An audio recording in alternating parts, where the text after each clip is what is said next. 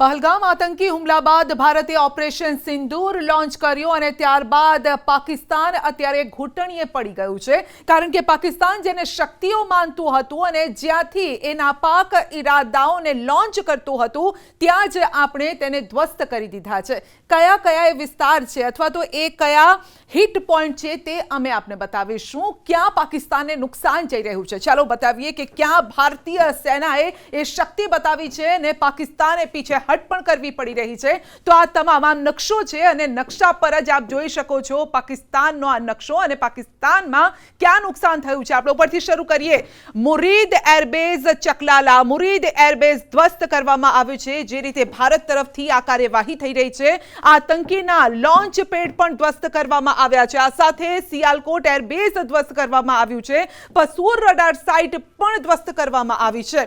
Rafiki एरबेज शोरकोटमां आवेलुं छे ત્યાં પણ કાર્યવાહી કરવામાં આવી છે અને મોટું નુકસાન પાકિસ્તાને ભોગવવું પડ્યું છે। રહીમ યાર ખાન એરબેઝ જેને મોટું નુકસાન પહોંચ્યું છે। અહીંયા સુકુર યુનિયા સૈન્ય છાવણી જ્યાં તેના સૈનિકો હતા ત્યાં જ સીધો વાર ભારતે કર્યો છે અને અહીંયા જોઈએ તો નૂર ખાન એરબેઝ રાવલપિંડી આ એવા એરબેઝ છે જ્યાંથી તે નાપાક ઈરાદાઓને અંજામ આપતો હતો અને હવે આ એરબેઝ હવે કામ લાયક પણ નથી રહ્યા। એને જો મરમ્મત કરવી હોય તો કદાચ મહિનાઓ પણ લાગી જશે કારણ કે હાલની પરિસ્થિતિમાં એ પોસિબલ નથી। હવે સમજીએ કે આ જે જ્યાં હિટ કર્યું છે એટલે જ્યાં ભારતે વાર કર્યો છે એ કેટલા મહત્વના पाकिस्तान माटे। रफीकी एरबेज शोरकोट में आवेलू है।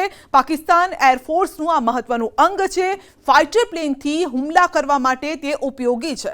युद्धनी स्थिति में तेनो ते उपयोग करतुं आव्युं छे अने तेने ज आपणे ध्वस्त करी दीधुं छे। अन्य एक जे महत्वनु जे कहेवामां आवे छे एरबेज ते छे मुरीद एरबेज चकलालामां आवेलू छे अने ते शा माटे महत्वनु छे तो ड्रोन ऑपरेशननु आ केन्द्र छे। અહીંથી જ સતત ડ્રોનથી હુમલા થતા હતા અને જે અહીંથી હુમલા થતા હતા એ જમ્મુ કાશ્મીરની બોર્ડર એરિયામાં આ સાથે જ પંજાબ સુધી તેના ડ્રોન પહોંચાડવાનું તે કામ કરતું હતું તેને આપણે ધ્વસ્ત કર્યું છે। નૂર ખાન એરબેઝ રાવલપિંડીમાં આવેલું છે અને ત્યાં રણનીતિક સૈન્ય દ્રષ્ટિએ આ મુખ્ય ઠેકાણું છે। રાવલપિંડી સ્થિતિ એરબેઝ છે આ સ્થિત એરબેઝ છે। પાકિસ્તાન એરફોર્સની મૂવમેન્ટ સૈન્ય અભિયાનનું આ મુખ્ય મથક છે। મોટા સૈન્ય ઓપરેશનમાં તેનો ઉપયોગ કરવામાં આવે છે અને 2 દિવસ પહેલા આપણે પણ જોયું હતું કે રાવલપિંડીમાં જે ગ્રાઉન્ડ છે ત્યાં પણ અટેક કરવામાં આવ્યો હતો। આ સાથે જ રહીમ યાર ખાન એરબેઝ આ કેટલું મહત્વનું છે પાકિસ્તાન માટે તો ગુજરાત રાજસ્થાનની નજીકનું આ એરબેઝ છે। હવાઈ હુમલા માટે તેનો ઉપયોગ થતો હતો। ડ્રોન ગતિવિધિ માટે તેનો ઉપયોગ થતો હતો। ફાઇટર એરક્રાફ્ટ ઓપરેટ અહીંથી જ કરવામાં આવતા હતા। તો ભારતની હવાઈ ગતિવિધિ પર અહીંયાથી જ નજર રાખવામાં આવતી હતી। ઇન્ટરનેશનલ એરપોર્ટની આડમાં અનેક ગતિવિધિ અહીંથી કરવામાં આવતી એટલે કે કચ્છ ભુજમાં જે ડ્રોન પડ્યા છે અને જે જોવામાં આવ્યા છે તે અહીંથી જ લગભગ ઓપરેટ થયા હોઈ શકે છે। સિયાલકોટ એરબેઝની હવે વાત કરીએ તો પાકિસ્તાન એરફોર્સનું આ મહત્વનું આ અંગ માનવામાં આવે છે। फाइटर प्लेन थी हुमला करवा माटे ते सौथी वधारे तेनो उपयोगमां लेवाय छे। युद्धनी स्थितिमां तेनो खास उपयोग करवामां आवे छे। तो सौथी महत्वनी आ एना ठेकाणाओ छे। हवे सुकूर चुनिया सैन्य छावणीनी आपणे वात करीशुं तो आ छावणी शा माटे महत्वनी छे। लश्करनी कामगीरी माटे तालीम माटे तेनो उपयोग करवामां आवतो होय छे।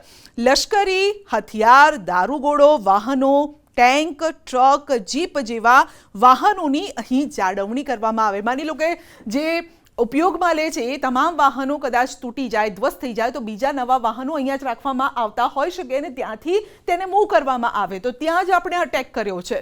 હવે પસૂર રડાર સાઇટની વાત કરીએ તો પાકિસ્તાનની આ મહત્વની એર ડિફેન્સ સાઇટ છે। ભારતીય ડ્રોન જેટ પર નજર રાખવાનું કામ ક્યાંથી થાય છે તો પસૂર રડાર સાઇટ પરથી થાય છે।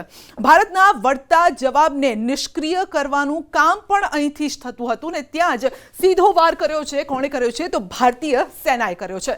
આતંકી લોન્ચ પેડ હવે ભારત વિરુદ્ધ આતંકી પ્રવૃત્તિ માટે આ લોન્ચ પેડ આતંકી લોન્ચ પેડ ત્યાંથી અહીંયાથી ઉપયોગ થતો હતો। ભારતીય નિર્દોષ નાગરિકોને નિશાન બનાવાતા હતા। આતંકીઓને ઘુસાડવા માટે પણ ત્યાંનો અહીંથી જે રસ્તાનો પણ ઉપયોગ થતો હતો એ જગ્યાથી ઉપયોગ થતો હતો।